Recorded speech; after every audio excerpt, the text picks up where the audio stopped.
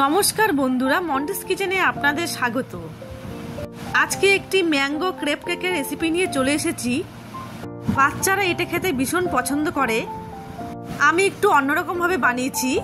নিয়েছি আম, ময়দা, চিনির গুঁড়ো, দুটো ডিম, দুধ, আর এখানে একটু গাঢ় দুধটাও নিয়েছি, আর একটু নিয়েছি চেলি ফল। এবার একটি বাটিতে দুটো ডিম দিয়ে দেবো।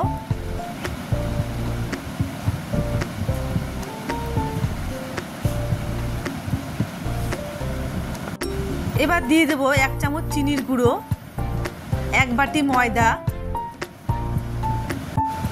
এবার ভালো করে ফাটিয়ে নেব। আমি চিনিটা অল্প একটু ব্যবহার করলাম, না হলে ফ্রাই প্যানে লেগে যেতে পারে। এবার অল্প অল্প করে দুধ দিয়ে ভালো করে একটা মিশ্রণ তৈরি করে নেব। আর একটু দুধ দেবো। 2 থেকে 3 মিনিট ভালো করে ফাটিয়ে নেব। দেখুন হয়ে গেছে, কত সুন্দর হয়েছে। এবার আমটাকে ভালো করে ছুলে নেব। ছুলে নিয়েছি। এবার পাতলা পাতলা করে কেটে নেব।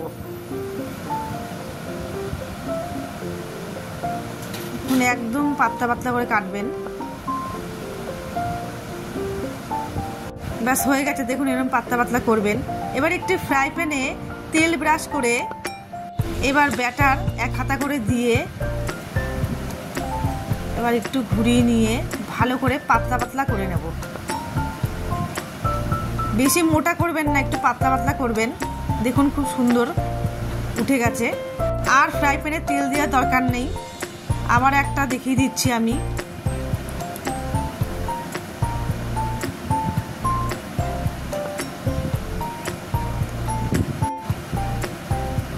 ব্যাস উঠিয়ে নেব। এরকম করে প্রত্যেক কটা একটা একটা করে করে নেব।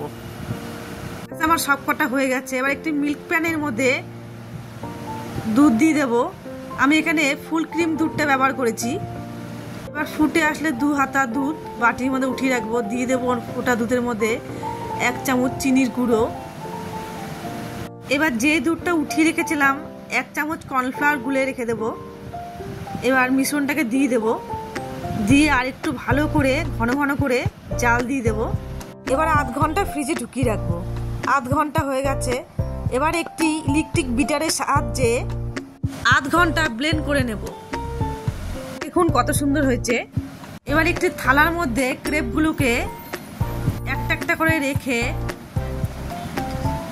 একটি বাটির সাহায্যে গোল আকারে কেটে নেব।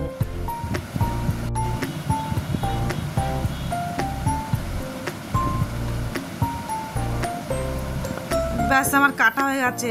দেখুন কিরকম করে বানাচ্ছি, দেখুন আপনারা।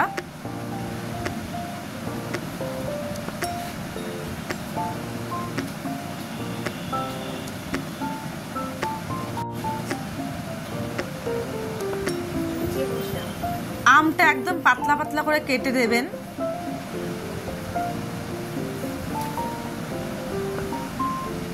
ব্যাস আমার প্রত্যেক কটাই হয়ে গেছে।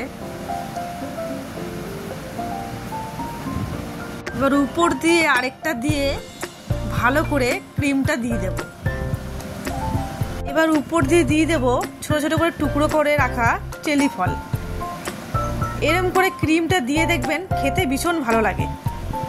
এটা দেখাচ্ছি, দেখুন কত সুন্দর হয়েছে।